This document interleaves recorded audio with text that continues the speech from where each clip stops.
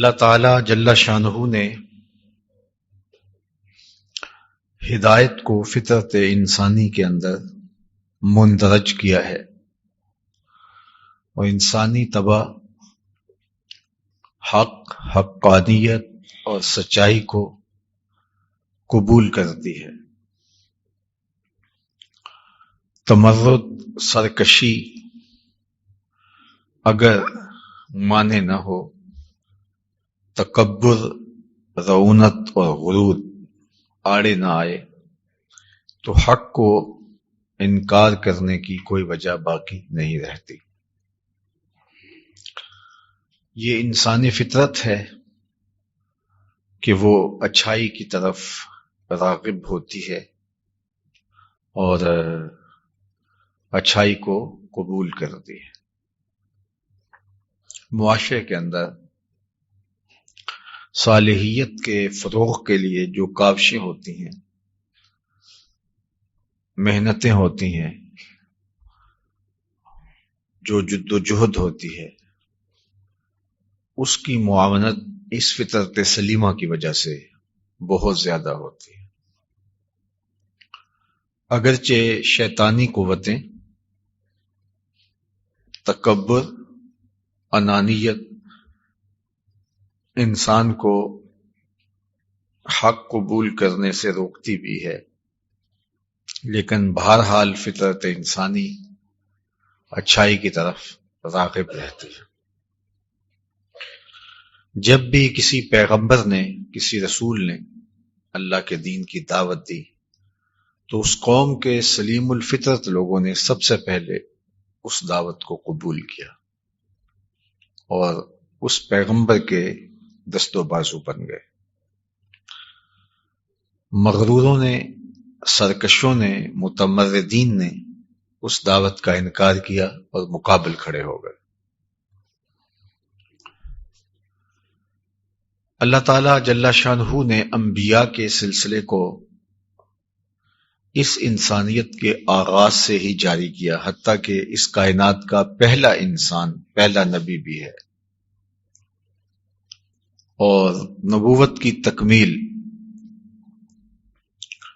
حضور نبی رحمت صلی اللہ علیہ وآلہ وسلم پہ اس طرح ہوتی ہے کہ قیامت تک آنے والی انسانیت کے لیے حضور کی سیرت رشد و ہدایت کا وہ مینارہ نور ہے کہ جس کی روشنی میں راہ متعین کی جا سکتی ہیں اور لوگوں کو کسی اور روشنی کی ضرورت باقی نہیں رہتی۔ اللہ کے محبوب علیہ السلام سنگلاخ پہاڑوں کے دامن میں واقع شہر مکہ المکرمہ میں مبعوث ہوئے۔ جو اطراف کا ماحول ہوتا ہے اس کے اثرات طبائع پہ بھی ہوتے ہیں۔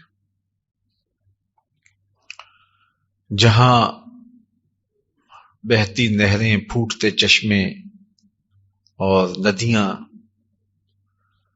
خوشگوار پھولدار درخت ہوں تو وہاں کے لوگوں کی طبیعتوں میں نرمی ہوتی ہے، اور جہاں چٹیل پہاڑ اور سخت سنگلاخ وادیاں ہوں تو وہاں کے لوگوں کی طبیعت کا اس پر اثر ہوتا ہے۔ مکہ المکرمہ ایک سخت پہاڑوں پر جو بے آب و گیا تھے مشتمل ایک نورانی خطہ ہے، جہاں اللہ نے اپنے آخری نبی کو مبعوث فرمایا، اور یہاں کے باسیوں کی طبیعت کے اندر جو سختی تھی اس وجہ سے حضور کی دعوت کی مزاحمت بہت زیادہ ہوئی، انکار کیا گیا، حتیٰ کہ دعوت کو قبول کرنا نہ قبول کرنا یہ بندے کا اختیار ہوتا ہے، لیکن انہوں نے اس دعوت کو نہ صرف یہ کہ قبول نہیں کیا بلکہ راستے میں پتھر گڑے، کانٹے، اذیتیں، مقاومتیں، کسے گئے آوازیں اور ڈالی گئی اوجریاں اور پھینکے گئے کوڑے راہوں میں، تو یہ تاریخ کا ایک دردناک باب ہے۔ لیکن اسی معاشرت میں جہاں اتنے سخت لوگ بستے تھے ایسے پاکیزہ صفت لوگ بھی موجود تھے کہ جنہوں نے اس دعوت کو فوراً قبول کر لیا اور پھر اپنی ساری زندگی اس کے فروغ کے لیے وقف کی۔ ایسے سلیم الفطرت مکہ المکرمہ میں بھی آپ کو ملیں گے، اطراف میں بھی ملیں گے، اور مدینہ المنورہ کی سرزمین میں انصار میں سے ایسے لوگ آپ کو ملیں گے کہ جنہوں نے اس دین حق کو فوراً قبول کیا اور پھر اپنی ساری صلاحیتیں اس دین کے فروغ کے لیے وقف کر دی۔ لیکن مکہ المکرمہ میں جس شخص نے اس دعوت کو قبول کیا اور پھر اس کے فروغ کے لیے عملاً جد و جہد کا آغاز کیا اور ان کی کاوش اور محنت اور جد و جہد سے اسلام پھیلا، اس پاکیزہ ہستی کا نام حضرت ابو بکر صدیق رضی اللہ تعالی عنہ ہے۔ آپ کا وجود تاریخ اسلام کا روشن حوالہ ہے۔ جتنے بھی حضور کے اصحاب ہیں ان میں عشرہ مبشرہ فضل و شرف کے اعلیٰ معیار پہ، اعلیٰ مقام پہ فائز المرام ہے، اور پھر ان میں خلفائے راشدین مزید امتیاز اور عظمت و رفت کے مقام پہ دکھائی دیتے، اور ان میں سب سے اوپر نام جس پاکیزہ وجود کا لیا جاتا ہے اور امت میں جنہیں سب سے افضل و اشرف مانا گیا ہے وہ حضرت سیدنا ابو بکر رضی اللہ تعالی عنہ کی ذات ستودہ صفات ہے۔ آپ کا نام عبداللہ تھا، ابو بکر آپ کی کنیت ہے۔ والد کا نام ابو قحافہ عثمان تھا، ان کی کنیت ابو قحافہ تھی اور نام عثمان تھا، تو عبداللہ بن عثمان آپ کا نام ہے ولدیت کے ساتھ، اور بنو تمیم سے آپ کا تعلق ہے۔ لیکن آپ مشہور اپنی کنیت کے ساتھ ہیں ابو بکر، اور آپ کا لقب صدیق ہے اور عتیق۔ عتیق کا لفظ آپ کے چہرے کی خوبصورتی کی وجہ سے آپ کو دیا گیا، اور ایک روایت کے مطابق اللہ کے محبوب علیہ السلام نے آپ کو دیکھ کر کہا کہ جو اس بات کو پسند کرے کہ وہ اس شخص کو دیکھے جو آتش دوزخ سے نجات پانے والا ہے تو وہ ابو بکر کو دیکھے۔ تو یہ عتیق من النار کا لفظ آپ کے لیے حضور علیہ السلام کی زبان سے استعمال ہوا۔ صدیق جو آپ کا لقب ہے وہ بھی خاص ایک واقعہ کے بعد آپ کے ساتھ جڑا، اور سیدنا علی المرتضیٰ فرماتے ہیں کہ یہ انہیں عطا ہوا ہے نام، اور یہ ان کے نام کا حصہ گویا بن گیا۔ واقعہ یوں ہوا کہ جب حضور معراج سے واپس آئے تو یہ اتنا محیر العقول واقعہ تھا معراج کا کہ عقل انسانی اس کو سمجھنے سے قاصر تھی۔ حضور کی چچا زاد ہمشیرہ تھی حضرت ام ہانی رضی اللہ تعالی عنہا، جن کے گھر سے معراج کا آغاز ہوا تھا۔ تو سب سے پہلے یہ واقعہ حضور نے انہی کو بتایا تھا جب صبح بیدار ہوئے،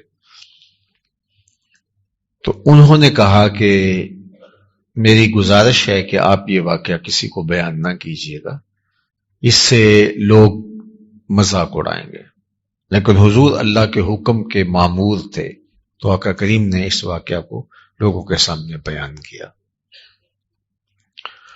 تو ابو جہل نے تو اس موقع کو غنیمت سمجھا، اور جگہ جگہ خود جا کر کے اس واقعہ کی تشہیر کی، اور پھر لوگوں کو یہ واقعہ بیان کرنے کے بعد پوچھتا کہ بتاؤ کہ ایسا ہو سکتا ہے کہ کوئی شخص رات کے مختصر حصے میں مسجد حرام سے مسجد اقصی تک چلا جائے اور پھر وہاں سے واپس آ جائے، اور یہ سارا ایک رات کے اندر واقعہ روح پذیر ہو؟ تو لوگ کہتے ہیں یہ ممکن ہی نہیں ہے، چونکہ ایک مہینہ جاتے ہوئے لگتا تھا اور ایک مہینہ واپس آتے ہوئے لگتا تھا، اور اگر کوئی چھو کر بھی آ جائے تو کم از کم اس کو 2 ماہ تو چاہیے۔ تو یہ ایک رات میں جانے اور آنے کی بات اللہ کے محبوب علیہ السلام نے بیان فرمائی تھی، تو وہ لوگوں کو کہتا کہ یہ دیکھو کہانی، اور کیا یہ ممکن ہے؟ تو لوگ کہتے کہ یہ تو ممکن نہیں ہے اور انکار کرتے، کافر اور خوش ہوتے۔ علامہ محمود آلوسی شکری بغدادی علیہ رحمہ نے روح المعانی کے اندر لکھا کہ جو نئے نئے اسلام لائے کچھ لوگ تھے، کچے ابھی تھے، پختہ تر نہیں ہوئے تھے، وہ منحرف ہو گئے اسلام سے اس کی پراپیگنڈے کی وجہ سے۔ اور اس طرح کی حوصلہ افزائی جب مخالف کو ہوتی ہے تو پھر وہ اور اپنی جد و جہد کو تیز کر دیتا ہے، حتیٰ کہ وہ ابو بکر رضی اللہ تعالی عنہ سے ملتے ہیں اور مل کے کہتا ہے کہ اگر کوئی کہے کہ رات کے مختصر حصے میں مسجد حرام سے مسجد اقصی گیا ہوں، پھر وہاں کچھ وقت گزرا، پھر واپس پلٹ آیا ہوں، اور یہ سارا واقعہ ایک رات میں ہوا ہے، تو کیا اس بات کو تم مان لو گے؟ فرمایا کہ ایک مہینہ جاتے ہوئے لگتا ہے، ایک آتے ہوئے لگتا ہے، تو ایک رات میں یہ کیسے ممکن ہے؟ اس نے سمجھا کہ لوہا گرم ہو گیا، اب چوٹ پورے ٹکانے پہ بیٹھے گی، تو کہا کہ پھر جن کا تم کلمہ پڑھتے ہو انہی نے یہ کہا ہے۔ تو حضرت ابو بکر نے کہا لئن قالہ فقد صدق فاصدقہ، اگر انہوں نے کہا ہے تو سچ کہا ہے، میں اس کی تصدیق کرتا ہوں۔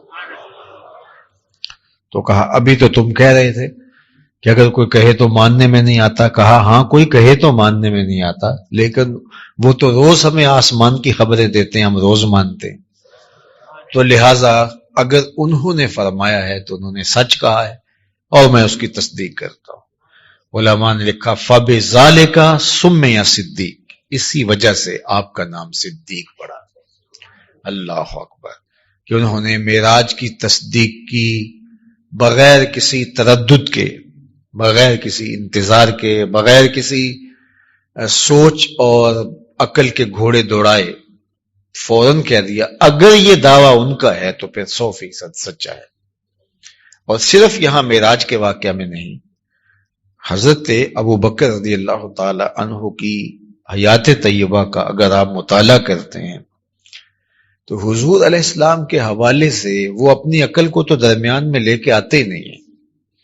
اطاعت و انقیاد اور فرما برداری اور ماننا یہ تو ختم ہے ان کے اوپر۔ آقا کریم نے بھی فرمایا کہ ابو بکر کثرت صوم و صلات کی وجہ سے تمہارے میں افضل نہیں ہے، بلکہ ایک شے ہے جو اس کے دل میں موجود ہے۔ اللہ اکبر، جس موقع پہ بھی دیکھ لو حضرت ابو بکر رضی اللہ تعالیٰ عنہ کو آپ پائیں گے کہ انہیں حضور کے فیصلے پر نہ کوئی تردد ہوتا ہے، نہ کوئی اعتراض ہوتا ہے، نہ کوئی تعامل ہوتا ہے، اور نہ کوئی تحفظ ہوتا ہے۔ جو اس زبان سے نکل گیا تو یہ اس کو من و عن قبول کرتے ہیں اور قلب و روح کے ساتھ اس کو قبول کرتے۔ صلح حدیبیہ کا موقع دیکھ لیجئے، 1400 اصحاب کے ساتھ اللہ کے محبوب عمرے کے لیے مدینہ المنورہ سے مکہ المکرمہ آتے ہیں۔ قریش مکہ مزاحم ہوتے ہیں کہ ہم آپ کو عمرہ نہیں کرنے دیں گے، تو حضرت عثمان غنی رضی اللہ تعالی عنہ کو سفیر بنا کر حضور علیہ السلام بھیجتے ہیں کہ جاؤ جا کے قریش کو بتاؤ ہم لڑنے نہیں آئے، ہم تو آئے ہیں عمرے کے لیے، تو ہم عمرہ کریں گے، مناسک ادا کریں گے اور واپس چلے جائیں گے، تو تم ہمیں کعبۃ اللہ کی زیارت سے اور عمرے کی سعادت سے نہ منع کرو، ہم کوئی لڑائی کی نیت سے نہیں آئے، ان کو جا کے یقین دلاؤ۔ حضرت سیدنا صدیق اکبر حضرت سیدنا عثمان غنی رضی اللہ تعالیٰ عنہ گئے اور جا کے انہیں کہا کہ میں حضور کا قاصد بن کے آیا ہوں، حضور کا سفیر بن کے آیا ہوں، ہمارا کوئی مقصد لڑائی کا نہیں ہے، ہمارا مقصد کچھ جنگ و جدل کا نہیں ہے، عمرے کی نیت سے آئے ہیں، وہ ہمیں کرنے دو اور کر کے ہم واپس چلے جائیں گے۔ انہوں نے کہا کہ ہم اس کی اجازت نہیں دیتے، اور حضرت عثمان غنی رضی اللہ تعالیٰ عنہ سے کہا کہ اگر آپ کعبۃ اللہ کا طواف کرنا چاہتے ہیں تو آپ آگے ہیں تو آپ کر لیجئے، حجر اسود ہے چوم لیجئے، مقام ابراہیم پہ نوافل ادا کر لیجئے۔ تو حضرت عثمان غنی نے فرمایا ہے کہ اگر میرے حضور طواف نہیں کریں گے تو عثمان بھی نہیں کرے گا۔ اللہ، کعبۃ اللہ سامنے ہے اور ایک مدت ہوئی بچھڑے ہوئے کعبۃ اللہ سے۔ اللہ اکبر۔ تو اب حضرت عثمان غنی رضی اللہ تعالی عنہ جب واپس آئے تو قریش نے عروہ بن مسعود الثقفی کو اپنا سفیر بنا کے مسلمانوں کے ساتھ معاہدے کے لیے حدیبیہ کے مقام پہ بھیجا، جہاں حضور پڑاؤ کیے ہوئے تھے 1400 اصحاب کے ہمراہ۔ تو عروہ بن مسعود ثقفی سفیر قریش بن کے حضور کی خدمت میں حاضر ہوا اور ایک معاہدہ تحریر پاتا ہے، جسے صلح حدیبیہ کا معاہدہ تاریخ اسلام میں کہا جاتا ہے، اور یہ بڑا معرکۃ الآراء ایک صلح نامہ تھا، ایک معاہدہ تھا۔ اس میں یہ شرطیں رکھی گئی کہ اس وقت آپ عمرہ نہیں کریں گے، واپس چلے جائیں گے۔ یہ ساری شرطیں، ان میں سے ایک شرط یہ تھی کہ اگر کوئی شخص مکہ چھوڑ کے آپ کے پاس مدینے میں آ کے پناہ لینا چاہتا ہے تو آپ اس کو پناہ نہیں دیں گے، اور اگر کوئی مدینے سے آپ کا ساتھی چھوڑ کے یہاں آتا ہے اور ہمارے پاس پناہ لینا چاہتا ہے تو ہم اس کو پناہ دیں گے۔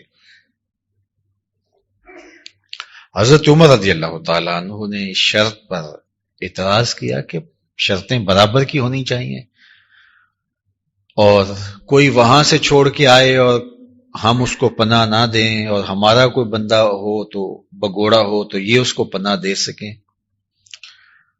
خیر، جب شرائط لکھائی جانے لگی تو اس میں لکھا کہ یہ شرط قریش کی جانب سے اور محمد رسول اللہ کی جانب سے صلی اللہ علیہ وسلم۔ تو عروہ بن مسعود ثقفی نے کہا کہ اگر ہم محمد رسول اللہ مان لیں تو پھر ہمارا جھگڑا ہی کیا باقی رہ جاتا ہے، ہمارا تو جھگڑا اسی بات پر ہے کہ ہم آپ کو اللہ کا رسول نہیں مانتے۔ تو اگر ہم یہ رسول اللہ کا لفظ معاہدے میں لکھا جائے اور ہم یہ مان لیں تو پھر تو جھگڑا ہی ختم ہو جاتا ہے، تو رسول اللہ کی بجائے محمد بن عبداللہ لکھا جائے۔ تو یہ معاہدہ تحریر کرنے والے حضرت علی المرتضیٰ رضی اللہ تعالیٰ عنہ۔ تو حضور نے فرمایا ٹھیک ہے، معاہدہ ٹوٹ رہا تھا اس وجہ سے آ کے، تو فرمایا کوئی بات نہیں، رسول اللہ یہ لفظ مٹا کر کے اس کی جگہ محمد بن عبداللہ لکھا جائے۔ حضرت علی نے انکار کر دیا، کہا حضور میں نہیں مٹا سکتا۔ اللہ اکبر۔ اب یہ انکار اس طرح کا نہیں ہے، انکار کی بھی صورتیں ہوتی ہیں، تو یہ محبت کی وجہ سے کہ میں آپ کا نام نہیں مٹا سکتا۔ تو بہرحال پھر خیر حضور علیہ السلام نے خود فرمایا کہ ٹھیک ہے، یہاں یہ رہا اور یہاں لکھو۔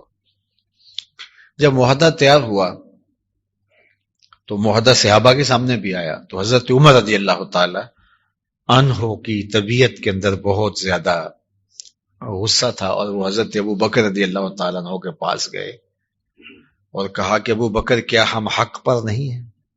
کہا کہ ہم حق پر ہیں۔ کیا اسلام سچا دین نہیں ہے؟ فرمایا اسلام سچا دین ہے۔ کہا کہ اللہ کے رسول اللہ کے سچے رسول نہیں ہیں؟ کہا اللہ کے سچے رسول ہیں۔ تو کہا پھر ہم دب کے صلح کیوں کریں؟ معاہدے تو برابر کے ہونے چاہیے، شرائط تو صلح کی برابر کی ہونی چاہیے۔ یہ کیا ہوا کہ ان کا بگوڑا ہم اس کو پناہ نہ دے سکیں اور ہمارے بگوڑے کو وہ پناہ دے سکیں، تو یہ تو کوئی بات نہیں۔ تو حضرت ابو بکر رضی اللہ تعالیٰ نے ایک ہی جملہ کہا جو حضور کے لیے ان کی خود سپردگی، اطاعت و انقیاد، ان کی محبت، سب چیزوں کا ایک خوبصورت نمایاں اظہاریہ ہے۔ تو جب یہ غصے میں ہیں اور کہا کہ ابو بکر یہ نہیں ہے یہ نہیں ہے، تو حضرت ابو بکر نے جواب میں کیا کہا؟ جب یہ ساری بات کہہ چکے، ہم پھر دب کی صلح کیوں کریں جب حضور اللہ کے سچے رسول ہے، اسلام سچا دین ہے، ہم حق پر ہیں، پھر 1400 کی معقول تعداد ہے، ہم لڑنے کی صلاحیت بھی کمزور بھی نہیں ہے، تو پھر ہم دب کے صلح کیوں کریں؟ تو حضرت ابو بکر رضی اللہ تعالیٰ عنہ نے ایک ہی جملہ کہا ابو عمر کیا اس معاہدے کو حضور نے قبول کیا ہے؟ کہا ہاں۔ کہا ہوا رسول اللہ، کہا وہ اللہ کے رسول ہے، بات ختم۔ جب انہوں نے قبول کر لیا تو پھر ہم کون ہیں دم مارنے والے؟ تو یہ تھی ان کی خود سپردگی۔ اللہ اکبر۔ اور یہ ہر موقع پہ آپ کو دکھائی دے گی، ان کی زندگی کے جس پہلو کو بھی دیکھو آپ کو یہ منظر آپ کو دکھائی دے گا کہ وہ حضور علیہ السلام کے لیے یہ ان کی کیفیت ہے، یہ ان کا جذبہ ہے، اور اطاعت و انقیاد کی یہ کیفیت ہر مرحلہ زندگی کے اندر آپ کو محسوس ہوگی اور معلوم ہوگی۔ فرمایا ابو بکر کثرت صوم و صلات کی وجہ سے تمہارے میں افضل نہیں ہے، بلکہ ایک شے ہے جو اس کے دل میں رکھی گئی ہے، وہ خاص چیز ہے جو ان کے دل میں اللہ نے ڈال دی، اور اس خاص شے کی وجہ سے اللہ نے ان کو امتیاز بخشا ہے، ان کو شان بخشی ہے۔ اور جو ہے وہ اب دیکھیے حضور کے وصال کے بعد بھی یہی صورت دیکھیے۔ اللہ اکبر۔ حضور کا جب وصال قریب تھا تو اس وقت حضور نے ایک لشکر روانہ کیا تھا، جس لشکر کی قیادت حضرت اسامہ بن زید بن حارثہ رضی اللہ تعالی عنہ کو عطا کی۔ اسامہ بن زید بن حارثہ رضی اللہ تعالیٰ عنہ غلام زادے تھے، لیکن حضور علیہ السلام کے منہ بولے بیٹے حضرت زید بن حارثہ کے فرزند تھے۔ اللہ اکبر۔ قرآن مجید میں اگر کسی صحابی کا نام آیا ہے تو حضور کے 1,00,000 سے زائد صحابہ میں سے صرف حضرت زید کا نام آیا ہے۔ پورے قرآن میں آپ کو کسی صحابی کا نام نہیں ملے گا، نام صرف ایک صحابی کا، اور وہ حضرت زید رضی اللہ تعالی عنہ کا ہے۔ یہ حضرت زید کون تھے؟ پہلے ان کا تھوڑا سا تعارف لے لیتے ہیں۔ حضور علیہ الصلوۃ والسلام کے پاس حضرت زید غلام کی شکل میں حضرت خدیجۃ الکبریٰ رضی اللہ تعالی عنہ سے آئے، اور یہ حارثہ کے فرزند تھے، اور اس طرح بکتے ہوئے وہ گھر سے نکل آئے، اور پھر وہ کسی نے پکڑ لیا، پھر غلام بنا لیا، پھر حضور کے پاس آئے۔ اور ان کے والد بہت بے چین تھے کہ میرا بیٹا کدھر چلا گیا، ڈھونڈتے رہے، مدتیں گزر گئیں، پھر انہیں پتا چلا کہ وہ مکے میں ہیں، تو وہ حضور علیہ الصلوۃ والسلام کے پاس یہاں آ کے کہنے لگے کہ میرا بیٹا آپ کا غلام ہے، تو آپ جتنی قیمت لینا چاہیں اس کی لے لیں اور میرے سپرد کر دیں۔ تو آقا کریم نے فرمایا کہ ہم اسے بلاتے ہیں، اگر وہ تمہارے ساتھ جانا چاہے تو ہمیں کوئی اعتراض نہیں ہوگا اور نہ کوئی قیمت وصول کریں گے، وہ آزاد ہوگا، اور اگر وہ رہنا چاہے میرے پاس تو پھر تمہیں اعتراض نہیں ہونا چاہیے۔ اس نے کہا کوئی حرج نہیں، اسے پتا ہے میرا بیٹا ہے اور ایک مدت ہوئی بچھڑا ہے، اور جب باپ کو دیکھے گا تو اس کی بے تابی دیکھنے والی ہوگی، اور وہ کیسے میرے ساتھ نہیں جائے گا، اپنی ماں سے کیوں نہیں ملنا چاہے گا، اپنے چچاؤں سے کیوں نہیں ملنا چاہے گا، اپنے عزیزوں سے کیوں نہیں ملنا چاہے گا۔ غلامی کی زندگی ہوتی ہے، آزادی کی زندگی ہوتی ہے، تو کون غلامی کی زندگی کو اختیار کرے گا آزادی کے مقابلے؟ اس نے کہا مجھے بالکل قبول ہے۔ حضرت زید کو بلایا گیا اور کہا کہ یہ تمہارے باپ ہیں، اور ان کے چچا بھی ساتھ تھے، اور یہ تمہارے چچا ہیں۔ تو وہ دیکھ کر خوش ہوئے، ملے، اور پھر کہا کہ بیٹا اب تم ہمارے ساتھ چلو۔ تو حضرت زید نے کہا کہ ابا جان اور ہے میرے چچا جان، جب آپ کا جی اداس ہو جائے تو مجھے ملنے کے لیے یہاں آ جایا کرو، میں تو مر کے بھی یہ چوکھٹ چھوڑنے کو تیار ہوں۔ تو باپ کی آنکھیں پھٹی کی پھٹی رہ گئیں، اور جب ان کا یہ پیار دیکھا اور ان کی محبت دیکھی تو آقا کریم علیہ السلام نے فرمایا لوگوں گواہ ہو جاؤ، آج کے بعد زید میرا بیٹا ہے، حضور نے حضرت زید بن حارثہ کو اپنا بیٹا قرار دیا، اور حضور کی آغوش میں، حضور کی باہوں میں جب وہ سمٹ گیا تو حضور کا یہ پیار دیکھ کر کے اس باپ نے کہا، حضرت حارثہ زید کے بیٹے حارثہ نے، وہ باپ حارثہ نے کہا کہ میں اب مطمئن ہو کے جا رہا ہوں کہ میرا بیٹا گھر سے اچھی جگہ پر آسودہ ہے اور خوش ہے، مجھے کوئی ٹینشن نہیں ہے، کوئی پریشانی نہیں۔ تو یہ تھے حضرت زید رضی اللہ تعالی عنہ۔ اچھا، اس کی تفصیل ہے کہ ان کا قرآن مجید میں نام کیسے آیا۔ وہ حضور نے اپنے خاندان میں ان کا نکاح کیا، جس کی وجہ سے وہ پھر بعد میں نبھ نہ سکا، تو پھر طلاق ہوئی، تو اس باب میں ان کا ذکر قرآن میں آیا۔ اب یہ تو حضور علیہ السلام کے غلام تھے جن کو حضور نے اپنا بیٹا بھی قرار دے دیا، اور لوگ ان کو زید بن محمد کہتے تھے۔ تو قرآن نے پھر اس کی نفی کی، ما کان محمد ابا احد من رجالکم، تم مردوں میں سے کسی کے حقیقی باپ نہیں ہیں۔ تو حقیقی باپ حضور کسی کے نہیں ہیں، حضور کے فرزند تو بچپن میں انتقال کر گئے۔ تو حضرت زید کو حضور کے ساتھ منسوب کیا گیا تھا، لیکن وہ حضور نے ان کو اپنا بیٹا بنایا تھا، حقیقی فرزندی نہیں تھی۔ اچھا، ادھر حضور علیہ الصلوۃ والسلام کی والدہ ماجدہ حضرت آمنہ سلام اللہ علیہا کی کنیز تھیں، خادمہ تھیں، حضرت برقہ۔ حضرت برقہ جنہیں ام ایمن کے نام سے بھی دنیا یاد کرتی ہے۔ جب حضور علیہ السلام کی والدہ کا انتقال ہوا، حضور کی عمر اس وقت 6 ماہ تھی، تو حضرت آمنہ سلام اللہ علیہا نے حضور کو حضرت برقہ کے ہی سپرد کیا تھا کہ میری اس امانت کو امیر قریش عبد المطلب تک پہنچا دینا۔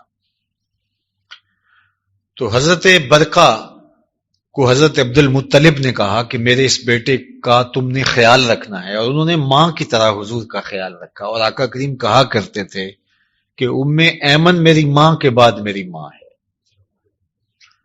اور یہ بھی کنیز تھی حضرت آمنہ سلام اللہ علیہا کی۔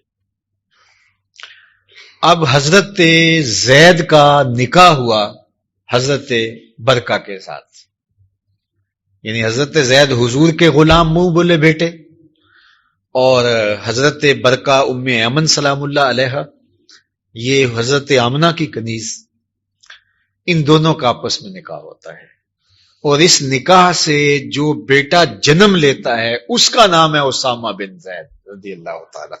ایک طرف وہ خاتون ہے جس کے بارے میں حضور کہتے ہیں یہ میری ماں کے بعد میری ماں ہے، اور دوسرا بازو پھیلا کے کہتے ہیں لوگوں سن لو اور گواہ ہو جاؤ، آج کے بعد زید میرا بیٹا ہے۔ اب ان کا فرزند اس سے کتنا پیار ہوگا، صرف ایک حدیث سے اس پیار کا میں آپ کو منظر پیش کرتا ہوں۔ حضرت اسامہ بن زید اور حضرت امام حسن دونوں حضور کے دونوں رانوں پہ بیٹھتے تھے، ایک گھٹنے میں وہ بیٹھے، ایک میں وہ بیٹھے۔ ایک دن حضرت اسامہ بن زید کی ناک بہہ رہی تھی، اور حضور علیہ السلام نے آگے ہاتھ بڑھایا ان کی ناک صاف کرنے کے لیے، تو ام المومنین حضرت عائشہ رضی اللہ تعالیٰ عنہ فرماتی ہیں میں نے کہا حضور آپ رہنے دیجئے، میں کر لیتی ہوں۔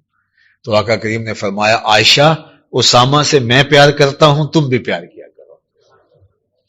تو اسامہ رضی اللہ تعالیٰ عنہ حضور کے محبوب تھے، اور جس طرح حضور نواسوں سے پیار کرتے تھے حضور حضرت اسامہ سے اسی طرح پیار کرتے تھے۔